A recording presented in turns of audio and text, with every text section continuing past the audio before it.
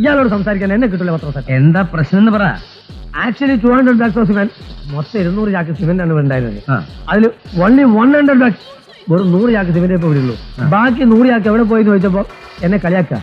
താൻ കളിയാക്കിയ? ഇല്ല സർ, നമ്മൾ ആ 100 ചാക്കിന്റെ തിരിമറി നടത്തില്ലേ, അതിന്റെ ഒരു വേണ്ട വേണ്ട, രാജൻ സാറിന് എന്താ അറിയണ്ടേ?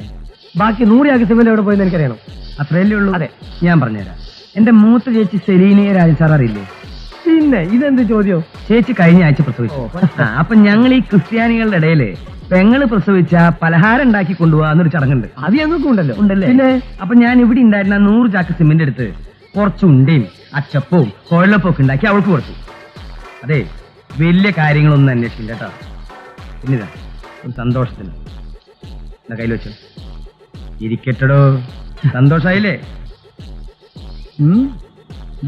ഒതുക്കിയോ സാറേ? ഇപ്പോഴത്തേക്ക് ഒതുങ്ങി.